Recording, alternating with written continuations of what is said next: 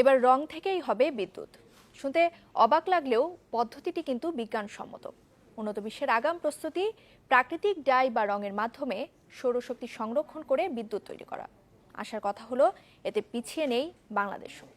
কম খরচে প্রাকৃতিক উপায়ে এই পদ্ধতিতে বিদ্যুৎ উৎপাদন করেছেন বাংলাদেশ পরমাণু শক্তি কমিশনের একদল বিজ্ঞানী।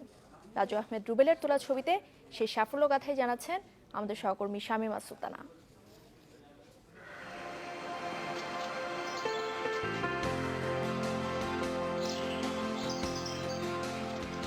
সূর্য এক অপরিসীম শক্তির আধার। এই সূর্যের শক্তি দিয়েই হয় বিদ্যুৎ, যা সোলার বিদ্যুৎ নামে পরিচিত। কিন্তু প্রক্রিয়াটি বেশি ব্যয়বহুল, কেননা সোলার প্যানেল তৈরির অন্যতম উপাদান সিলিকন, যার 1 গ্রামের বাজার মূল্য প্রায় 1.25 লাখ টাকা।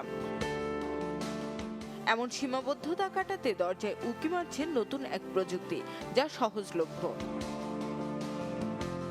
এ হলো ডাই সেন্সিটাইজ সোলার সেল। রং আর সৌর আলো দিয়ে বিদ্যুৎ তৈরির এক অভিনব পদ্ধতি। 1991 সালে জার্মান বিজ্ঞানী মাইকেল গ্রেটজেলের আবিষ্কার।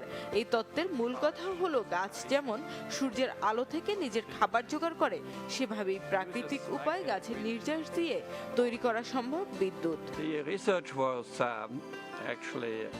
গেল 20 বছর ধরে কাজ চলছে গ্রেটজেলের তত্ত্বের উপর। গবেষণা চলছে জাপান, জার্মানি সহ বিভিন্ন দেশে। বাংলাদেশ পরমাণু শক্তি গবেষণা প্রতিষ্ঠানের একদল গবেষকও এ নিয়ে কাজ করছেন 5 বছর ধরে। রং পেতে প্রায় 27 ধরনের ফুল ও ফলের ওপর পরীক্ষা নিরীক্ষা করেছেন তারা। অবশেষে সফলতা আসে হলুদ, কাঁচা হলুদ, লাল শাক আর বিটে। এই গ্লাসটা আমরা আমাদের ল্যাবে তৈরি করার জন্য চেষ্টা করতেছি। এখন পর্যন্ত আমরা পুরোপুরি তৈরি করতে পারি নাই।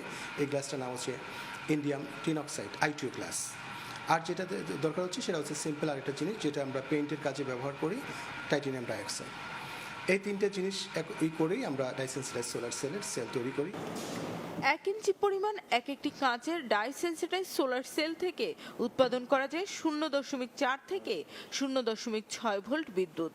ডাইটাকে এক্সট্রাক্ট করা হয় এসিটন দিয়ে। এক্সট্রাক্ট করে পরবর্তীতে I2 গ্লাসের উপর, I2 হচ্ছে ইন্ডিয়াম টিন অক্সাইড, এর উপর ডিগুসার প্রলেপ দিয়ে তার উপর আমরা লাল ডাই দিয়ে এটাকে মাপল ফার্নেসের মাধ্যমে 450 থেকে 550 ডিগ্রি সেলসিয়াস আমাদের গরম করে তারপরে ওই ডাইটাকে এটার উপরে অ্যাবজর্ব করানো হয়। এটা দিয়ে লাইট বাতি জ্বালানো সম্ভব হয়েছে, ফ্যান ঘোরানো সম্ভব, ছোট ফ্যানগুলো চালানো সম্ভব। এবং এটা যদি আস্তে আস্তে কমার্শিয়ালাইজেশন করা হয়, তাহলে এটা নিয়ে আরও বড় কাজ করা সম্ভব।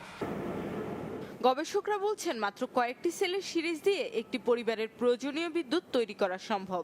কোনো প্রতিষ্ঠান বাণিজ্যিক ভিত্তিতে এই বিদ্যুৎ উৎপন্ন করতে চাইলে সব ধরনের সহায়তা দিতে প্রস্তুত তারা।